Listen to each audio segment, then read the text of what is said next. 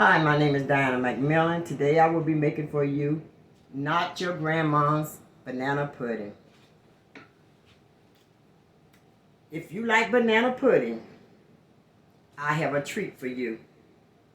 It's not the plain old banana pudding that you're used to having, but it's banana pudding with a twist. I've already started prepping. I've cut up my bananas, and I've already did the first layer, which is just the vanilla wafers, banana, and a vanilla wafer, which is typical of how you normally make banana pudding. Here's where we start to vary off from that situation. Here we will now add coconut. We're adding coconut. We're going to sprinkle the coconut on top of the wafers. How much you use is up to you. Like I said, this is my own recipe, and I use it according to my taste or the ones that would be eating it. So after I put in the coconut, then it's pineapples, crushed pineapples. We're going to spoon these pineapples out and put them on top of the coconut. Sounds good already, doesn't it? Just gonna put it in there and pan it out. Put it in and pan it out. We don't want to put too much though. So now we have our coconut and our pineapple. Next, we're going to put another layer of vanilla wafers on. So we'll put these on top of the pineapple. Just put them all around the whole bowl. You can use different things to make this in. You can also use aluminum pans or the glass pans. Anything that you really want to use, you can use, because this is a non-bake, no-bake banana pudding. So you can use it. You can make it in just about anything that you like to make it in.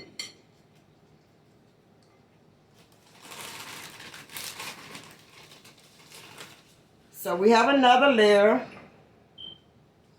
of crackers on, and now we will add more bananas.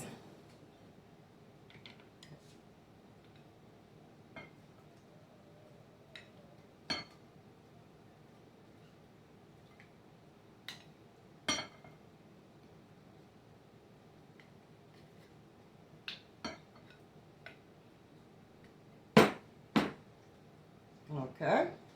So we got our bananas on. So now, let's get a few more bananas on here. Just a few more. So we have the bananas on. And what we're going to do now is add one more layer of the crackers. The wafers, excuse me. Sometimes, we get in a rush and we just call it anything. But we need to make ourselves clear so someone won't try to use a cracker making this. But we're going to go ahead and finish off the top of this with these wafers. And I'm going to keep on, get the topping on here. Yes, we are. Okay. All right. So we're almost done with the topping. So once we get the topping on, the top layer of crackers on, our next job is to see how it looks. Okay, I'm gonna set this aside for a second because now we have to make the banana pudding mixture. I've already poured the banana pudding in here, which is banana cream and French vanilla. We're going to start with 4 cups of milk.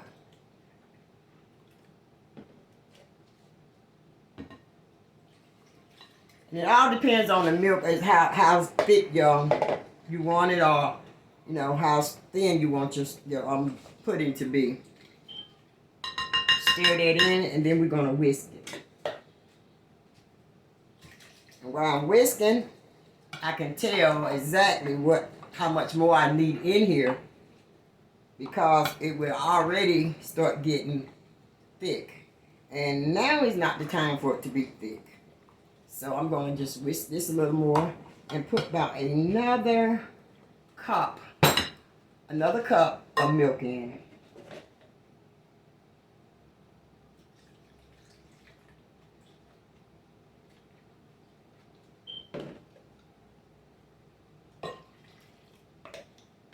Sometimes, excuse me. Sometimes, we might want it a little bit thicker, but when I put it in a bowl this time, I think that I want it to be a little bit thinner. And we're gonna mix that until it's good and mixed like this. See, no lumps in it. Okay. And now we're gonna add whipped cream. And how much of this do we add? I usually just add the whole container.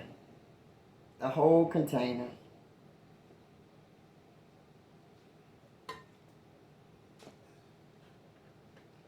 And we'll fold that in. We'll fold this in to the banana pudding mixture. Fold that in. Okay.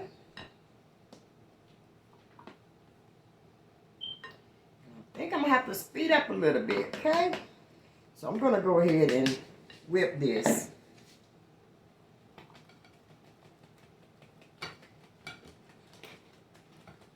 It doesn't take long. Like I said, you can do this in 10 minutes or less, depending on, you know, what else you have distracting you. But I like to take my time. But this right here, right now, is not where I can take my time. So I'm going to go ahead and make this up. But I'm sure it's still going to taste good. Okay. So once I mix this up, the whipped cream with the banana pudding mix and milk, I'm going to pour it on top of my foundation of banana pudding, pineapple, and coconut, and bananas. I'm going to pour that in. I'm going to take and shake it around a little bit.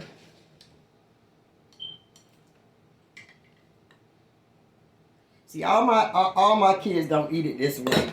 And my granddaughter, which is here with me right now, she likes hers with maybe 2 slices of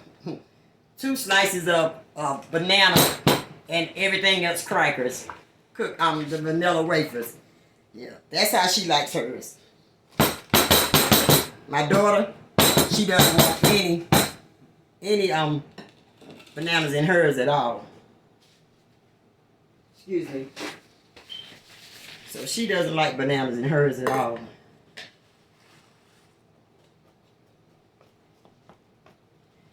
And although usually we let it settle for a little while, but being that I am strapped for a little time, and I wanted to actually do the garnishing, or at least on a couple of them. So I have walnuts, some cherries, and whipped cream. And I'm going to do a couple of them just so you'll know how it looks. And more importantly, how it tastes. So I'll take this later, and I'm going to scoop it out. going to scoop it out. Yeah. So usually I let it sit up and settle first. But like I said, today I won't be able to do that. So what I'm going to do is just take it out and pour it in here. Pour it in. Get it in there. And I'm gonna do at least 2. So she's gonna try this today, I think. She don't usually want to eat anything different, but I think she just might try this today. Okay. And I'm using cupcake plates, cupcake containers. So I use these because they're easy to decorate in, and also they're easy to store your leftovers in. Delicious. I'm gonna use these mini vanilla wafers. I'm using the mini vanilla wafers to cover these. Put on the top. Yeah. And then I'm going to add a little more over here. Yeah, sometimes if you have a little more sauce stuff left over, you can take and just add a little more on the top. Then you take your walnuts.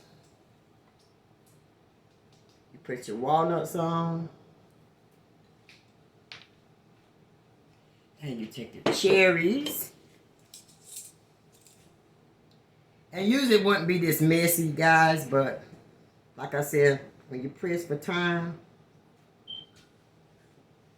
press for time. And now you have it. A banana sundae. Don't that look good? Thank you all for joining, and try it. Don't be afraid to think outside of the box. Have a blessed night.